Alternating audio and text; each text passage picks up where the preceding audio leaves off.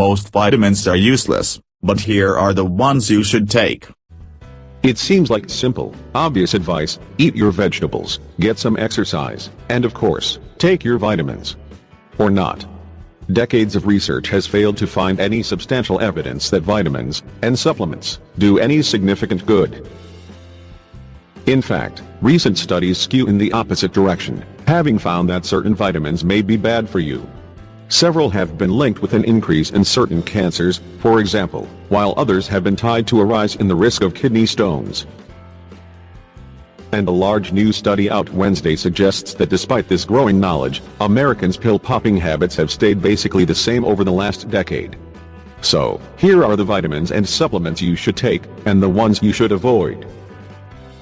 Multivitamins, skip them. You get everything you need with a balanced diet. For decades, it was assumed that multivitamins were critical to overall health. Vitamin C, to boost your immune system; vitamin A, to protect your vision; vitamin B, to keep you energized. Not only do you already get these ingredients from the food you eat, but studies suggest that consuming them in excess can actually cause harm. A large 2011 study of close to 39,000 older women over 25 years found that women who took them in the long term actually had a higher overall risk of death than those who did not. Vitamin D, take it. It helps keep your bones strong and it's hard to get from food. Vitamin D isn't present in most of the foods we eat, but it's a critical ingredient that keeps our bones strong by helping us absorb calcium. Getting sunlight helps our bodies produce it as well, but it can be tough to get enough in the winter. Several recent study reviews have found that people who took vitamin D supplements daily lived longer, on average, than those who didn't. Antioxidants, skip them. An excess of these has been linked to an increased risk of certain cancers, and you can eat berries instead. Vitamins A, C, and E are antioxidants found in plentiful form in many fruits, especially berries and veggies, and they've been touted for their alleged ability to protect against cancer. But studies suggest that when taken in excess, antioxidants can actually be harmful. A large, long-term study of male smokers found that those who regularly took vitamin A were more likely to get lung cancer than those who didn't. And a 2007 review of trials of several different types of antioxidant supplements put it this way: treatment with beta-carotene, vitamin A, and vitamin E may increase mortality. Vitamin C, skip it. It probably won't help you get over your cold, and you can eat citrus fruits instead. The vitamin C hype, which started with a suggestion from chemist Linus Pauling made in the 1970s, and has peaked with airborne and emergen C, is just that hype. Study after study has shown that vitamin C does little to nothing to prevent the common cold. Plus, megadoses of 2,000 milligrams or more can raise your risk of painful kidney stones. So, get your vitamin C from your food instead. Strawberries are packed with the nutrient vitamin B3, skip it and eat salmon, tuna, or beets instead. For years, vitamin B3 was promoted to treat everything from Alzheimer's to heart disease. But recent studies have called for an end to the overprescription of the nutrient. A large 2014 study of more than 25,000 people with heart disease found that putting people on long-acting doses of vitamin B3 to raise their levels of good, or HDL, cholesterol didn't reduce the incidence of heart attacks, strokes, or deaths.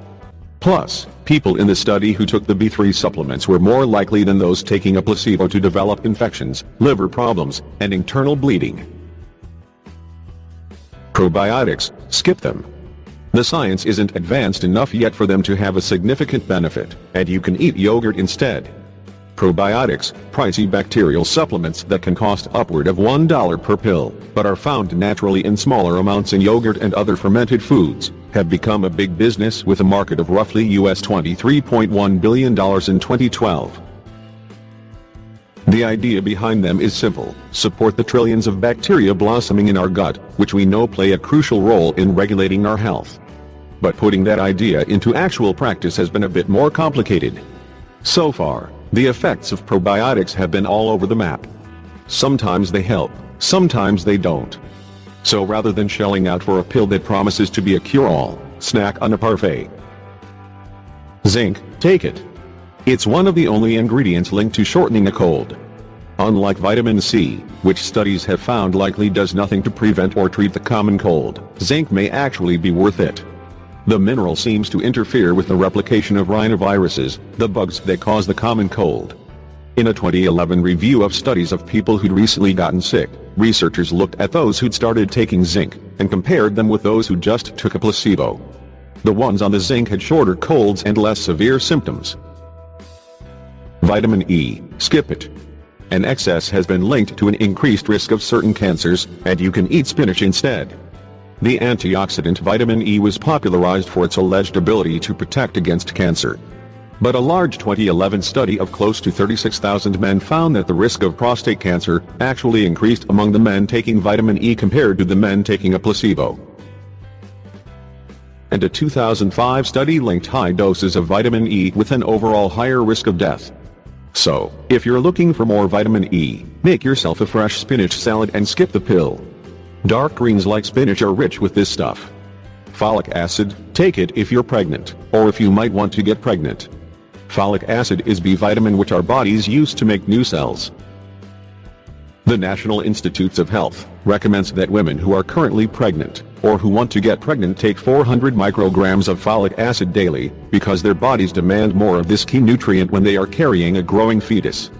Additionally, several large studies have linked folic acid supplementation before and during pregnancy with decreased rates of neural tube defects, serious and life-threatening birth defects of the baby's brain, spine, or spinal cord.